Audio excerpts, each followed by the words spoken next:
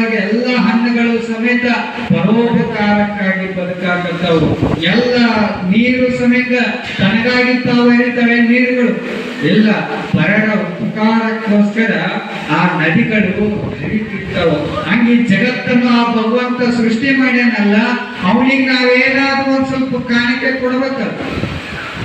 ಏನ್ ಕೊಡ್ತೀರಿ ಕಾಣಿಕೆ ನೀವು ಭಗವಂತಗ? ಅವ ಇಷ್ಟೆಲ್ಲ ನಮಗ ಭಗವಂತ ಕೊಟ್ಟಾನಲ್ಲ, ನಾವು ಅವ್ರಿಗೆ ಏನ್ ಕಾಣಿಕೆ ಕೊಡಕತ್ತೇವೆ? ನಾವೆಲ್ಲ ಲಿಂಗಾಯತ ಸಮಾಜದವರಾಗಿ ಯಾರಿಗೆ ಲಿಂಗಾಯತರು ಅಂತ ಕರೀತಾರೆ? ಲಿಂಗವನ್ನು ಯಾರು ಧರಿಸಿಕೊಂಡಿರ್ತಾರಲ್ಲ ಅವ್ರಿಗೆ ಲಿಂಗಾಯತರು ಅಂತ ಕರೀತಾರೆ. ನಿಮ್ ಯಾರ್ಯಾರು ಕೊಳ್ಳಾಗ ಲಿಂಗದ ಕೈ ಎತ್ತಿರ ನೋಡೋಣ. 1 2 3 ಉಳಿಕಿದವ್ರ ಲಿಂಗಿಲ್ಲ. ಒಬ್ಬೊಬ್ಬರ ಲಿಂಗ ಅಲ್ಲೇ ಗುಡ್ಡಕ್ಕ ಶಿವ ಕೊಳ್ಳ ಅಂತ ಇಲ್ಲ, ವಜ್ಜ ಬರ್ತಾವ. ಕೊಳ್ಳ ಬಂಗಾರ ವಜ್ಜ ಆಗಲ್ಲ, ಲಿಂಗ ವಜ್ಜ ಆಗ್ತದೆ ಎಲ್ಲ ಕೊಳ್ಳ. ನಮ್ಮ ಜೊತೆ ಯಾವುದು ಬರಲ್ಲ. ನಾವು ಸತ್ತ ಮೇಲೆ ಇತ್ತು ಬಂಗಾರ ಸಮಯಕ್ಕ ಅವ ಲಾಸ್ಟ್ ಕುಣಿ ಒಳಗೆ ಹಿಡಿಯುವಾಗ ನೋಡ್ರಿ, ಲಾಸ್ಟ್ ಕುಣಿಯಾಗ ಇಟ್ಟು ಮ್ಯಾಗ ಅವ ಒಳಗೆ ಏನು ಎಳ್ದಿರ್ತಾನಲ್ಲ ಅವ ಅಂತಿರ್ತಾನ, ಏನ್ ಅಂತಿರ್ತಾನ? ಲಾಸ್ಟ್ ನೋಡ್ಕೊಂಡ್ಬಿಡ್ರಿ ಮುಖ ಅಂದಿರ್ತಾನ.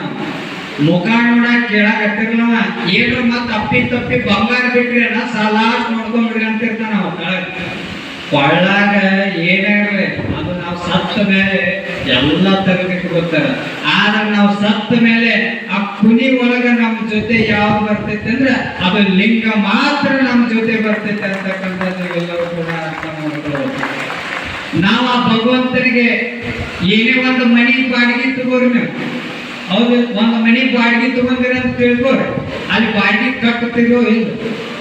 ಈಗ ಈ ಸಭಾಭವನ ಇದನ್ನು ಬಾಡಿಗೆ ಇವತ್ತು ತಗೊಂಡಿರಿ ಕಾರ್ಯಕ್ರಮ ಸಲುವಾಗಿ, ಯಾವ್ದು ಇದನ್ನು ಬಾಡಿಗೆ ಕಟ್ತಿರೋ ಇಲ್ಲ? ಬಾಡಿಗೆ ಕಟ್ಲಿಕ್ಕಂದ್ರೆ ನಿಮ್ ಗೇಟ್ ಹೊರಗ ಬಿಡಲ್ಲ. ನಿಮ್ಗೆ ಯಾರು ಇದ್ರ ಮಾಲಕ್ ಯಾರು ಇರ್ತಾರ ಅವ್ರು ನಿಮ್ ಹೊರಗ ಬಿಡಂಗಿಲ್ಲ, ಬಾಡಿಗೆ ಕಟ್ಟಬೇಕು. ಹಂಗ ನಾವು ಸಹಿತ ಬಾಡಿಗೆದಾರರಾಗಿ ಜಗತ್ತಿಗೆ ಬಂದೇವೆ. ಇದು ಯಾವುದು ಈ ಜಗತ್ತಿನಾಗಿರೋದು ಯಾವುದು ಸ್ವಂತ ಅಲ್ಲ. ನಮ್ಮ ಮನೆ ಸ್ವಂತ ಅಲ್ಲ, ಏನು ಆಸ್ತಿ ಅಂತಸ್ತು ಏನೈತಲ್ಲ ಯಾವುದು ಕೂಡ ಸ್ವಂತ ಅಲ್ಲ. ಬಾಡಿಗೆದಾರರು ನಾವುಗಳೆಲ್ಲ. ಈ ಜಗತ್ತಿನ ಮಾಲೀಕ ಯಾರಂತಂದ್ರ ಆ ಭಗವಂತ ಒಬ್ಬನೇ ಜಗತ್ತಿನ ಮಾಲಕ ಅಂತಕ್ಕಂಥದ್ದು ನಾವು ಕೂಡ ನೋಡ್ಕೋಬೇಕು. ಆ ಮಾಲಕಗ ನಾವು ಬಾಡಿಗೆದಾರರಾಗಿ ಬಂದೇವಲ್ಲ, ಆ ಮಾಲಕ ನಾವು ಬಾಡಿಗೆ ಕಟ್ಟಬೇಕಲ್ಲ. ಯಾಕೆ ಕಟ್ಟಬೇಕು?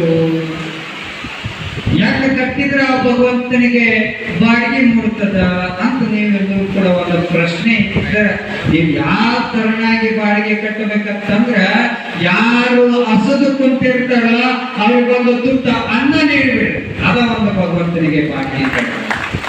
ಯಾರು ಅಳ್ತಾ ಕುಂತಿರ್ತಾರಲ್ಲ ಅವ್ರ ಜೊತೆ ಹೋಗಿ ನಿನ್ನ ಜೊತೆ ಯಾರಿರ್ಲಿಕ್ಕೆ ಏನಾಯ್ತು, ನಿನ್ನ ಜೊತೆ ನಾನು ಅದಿನಂತ ಸಾಂತ್ವನದ 4 ಮಾತು ಮಾತಾಡ್ರೆ ಅದ ಭಗವಂತನಿಗೆ ಬಾಡಿಗೆ ಕಟ್ಟಬೇಕು.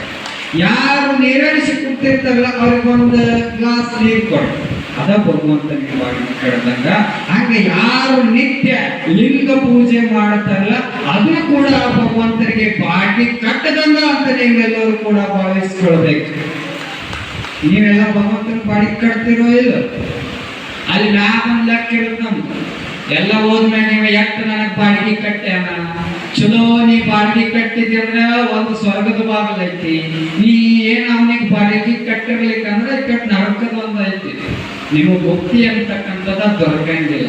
ನಿಮಗೆ ಮುಕ್ತಿಯ ಬಾಗಿಲು ತೆಗಿಬೇಕಾಗಿತ್ತಂದ್ರೆ ನಿತ್ಯ ಯಾರು ಲಿಂಗ ಪೂಜೆ ಮಾಡುತ್ತಾರಲ್ಲ ಅವರಿಗೆ ಮುಕ್ತಿಯ ಬಾಗಿಲು ತೆಗಿತದ ಅಂತಕ್ಕಂಥದ್ದು ನಾವೆಲ್ಲರೂ ಕೂಡ ಅರ್ಥ ಮಾಡ್ಕೋಬೇಕು. ಅದಕ್ಕೆ ನೀವೆಲ್ಲರೂ ಕೂಡ ನಿಮ್ಮ ಮಕ್ಕಳಿಗೂ ಸಹಿತ ಹೇಳಿ, ಎಲ್ಲರೂ ಲಿಂಗ ಪೂಜೆ ಮಾಡ್ಬೇಕಪ್ಪ ಅಂತ ನಿಮ್ಮ ಮಕ್ಕಳಿಗೆ ಸಂಸ್ಕಾರ ಕೊಡ್ರಿ. ನೀವ ಲಿಂಗ ಹಾಕೊಳಿಕಂದ್ರೆ ಮಕ್ಕಳು ಎಲ್ಲಿ ಕಲಿಬೇಕು? ಯಾರಿಗೆ ಲಿಂಗ ಇಲ್ಲಲ್ಲ ನಮ್ಮ ಒಲೆ ಮಠಕ್ಕೆ ಬರ್ರಿ, ಉಚಿತವಾಗಿ ನಿಮ್ಗೆ ಲಿಂಗ ಕಟ್ಟುವಂತ ಕೆಲಸ ಸದಾ ಕಾಲ ಒಲೆ ಮಠ ಮಾಡ್ತೈತೆ ಅಂತಕ್ಕಂಥದ್ದು ಇವೆಲ್ಲವೂ ಕೂಡ ಅರ್ಥ ಮಾಡ್ಕೊಳ್ಳೋದು.